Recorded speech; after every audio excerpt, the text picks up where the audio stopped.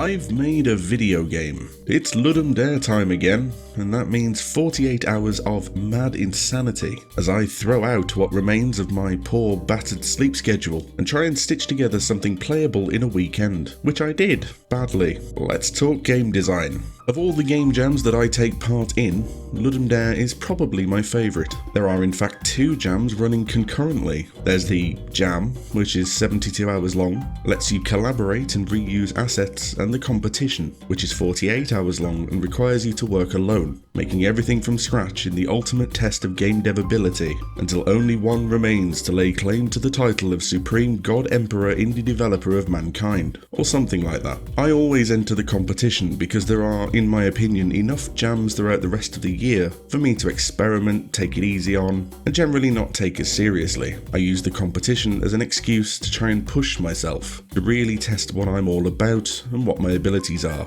The theme for this one was deeper and deeper. Now, on hearing that, you've most likely had one of 2 thoughts. The first will be from people who have an exclusively filthy mind and you should be ashamed of yourselves. And the second is Minecraft. I also thought Minecraft, and definitely not that other one, and thus began 48 hours of what this video is really about. What not to do in a game jam.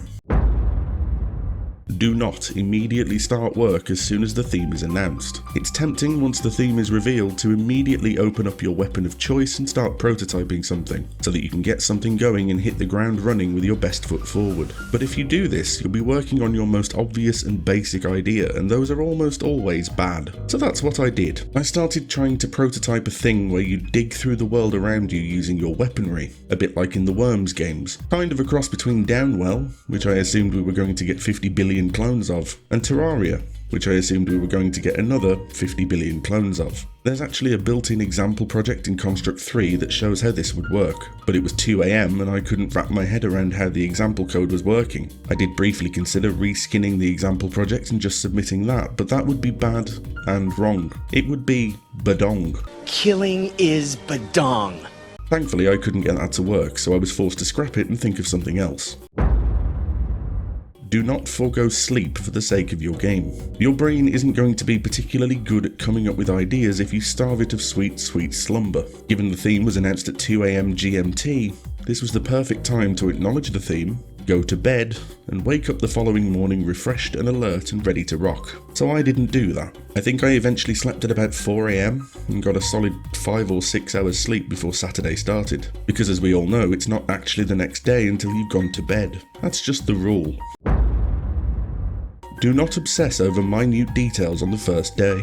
Ludum Dare's competition is only 48 hours long. 48 hours is much less time than you think it is, especially when you're trying to make an entire game from scratch. There's the graphics, the audio, the user experience, and of course, the gameplay. By the end of day 1, you should try and get something that is functionally feature complete. As in, it's a game, with a beginning and an end. Maybe a placeholder title screen and a lose condition. Mechanics, graphics, etc. should all be in place by the end of Saturday night. So I didn't do that. Instead, I obsessively tweaked and shaped a tentacle system. Yes, really. Now, I'm not saying that game development leads to you saying some incredibly suspect sentences that can be taken out of context, but I spent about 12 hours developing satisfying tentacles for a squid. Around the morning of the first day, my brain just latched onto this idea of playing as a giant squid and wouldn't let go. I took inspiration from Carrion, a kind of squish-em-up parasitic alien platformer Metroidvania thing that came out last year.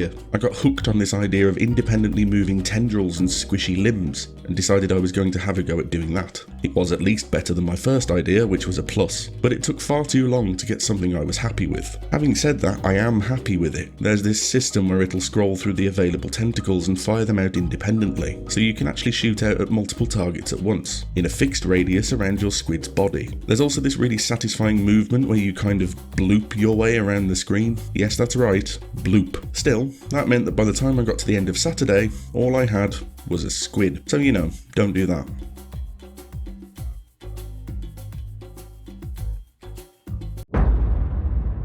Do not go half-cocked into your art assets. Artistic ability has never been my strong suit, but I think if you go watch my previous creations, especially the last time I entered Ludum Dare, I'm doing alright. I'm getting there, slowly but surely, and I think eventually I might even be able to make a game that looks good. God only knows what I'll do then. I won't be able to lean back on, oh, but my art is so horrendous though, as an excuse. Oh, the humanity. You should, where possible, try and pick a harmonious and aesthetically pleasing visual presentation for your game. While I wish that things were different, in the world that we live in right now, a lot of people will judge what they're playing based on looks as equally important, and frequently more so, than based on how it actually plays. So it's important to make your art as consistent and pleasing as you can. So I didn't do that. My artwork is improving, but I have this really basic problem that a lot of novice artists do, where my scale and pixel sizes are wildly inconsistent. Thankfully, at least I'm aware of it, and it's something I can try and fix in the future, hopefully.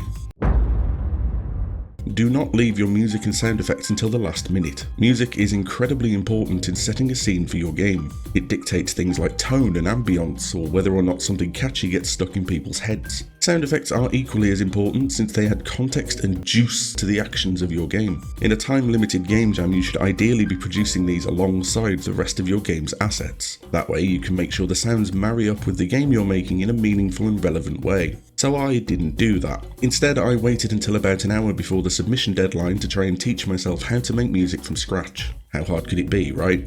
Thankfully, I have tools on hand. Tools that make certain asset generation a lot easier than you might think it is. Tools like 1-Bit Dragon, which I happened to pick up in some kind of game dev bundle on itch not so long ago. The great thing about 1-Bit Dragon is you just kind of draw lines and stuff and then music happens, which is how I imagine actual real music creation works in real life. I'm just picturing Elton John sitting down at a PC and swiveling the mouse around like this is great and that's it. The music is alright for someone who's never really tried to make music before. I think so anyway. I won't be blowing up your Spotify release radar anytime soon, but it'll do.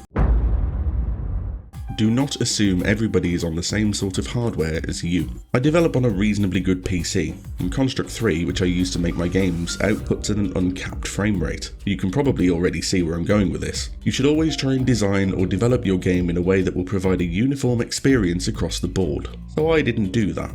Now, I am familiar with the concept of delta time. It's basically a hard-coded timer that regulates the passage of time regardless of frame rate or hardware. What I managed to do in this jam was entirely forget about it. What this means is, depending on what you're playing the game on, it's either incredibly easy or crushingly difficult, because all of the enemy spawning and movement speed is tied to events that tick over at different speeds, depending on how fast the game is running. I don't know why this happened really.